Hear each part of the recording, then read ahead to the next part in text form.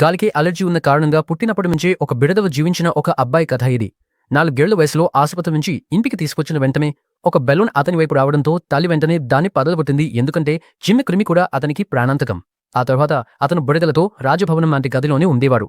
Rubber blouse వేసుకుంటేనే ఎవరైనా అతన్ని తాకగలిగేవారు. తల్లి ప్రతిరోజు జుట్టు కత్తిరించేది, చదువు నేర్పేది, మంచి పని చేస్తే చిన్న స్టార్లు బహుమతిగా ఇచ్చేది.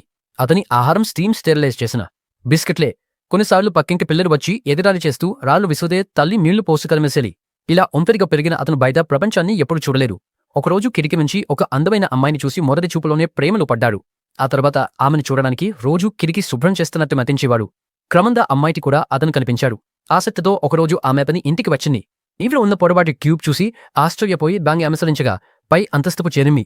అమ్మాయిని చూసినక్ క్షణంలో అబ్బాయి భయంతో మాగలేని స్థితికి చేరాడు. ఆమె వెళ్లిపోయిన తర్వాత అతని ప్రేమ మరింత పెరిగింది. క్రమంగా ఇద్దరు స్నేహితులయ్యారు. డేటింగ్ కూడా మొదలైంది. ఒకరోజు అమ్మాయి బిడదలోకి రావడానికి ప్రయత్నించగా బ్యాక్టీరియా భయంతో అతను ఆపేశాడు. కొన్ని రోజుల తర్వాత అమ్మాయి తాము త్వరలో పెళ్లి చేసుకోబోతున్నానని చెప్పడంతో అతను తీవ్రంగా బాధపడి ఆమెను పంపించేశారు. ఆ తర్వాత పూర్తిగా మౌనంగా మారాడు. కానీ ఆమె ఇచ్చిన గిఫ్ట్ చూసిన క్షణంలో ఒక పెద్ద నిర్ణయం తీసుకున్నాడు. బయటకు వెళ్లేందుకు తానే ఒక బిడద సూట్ తయారు చేసుకున్నాడు.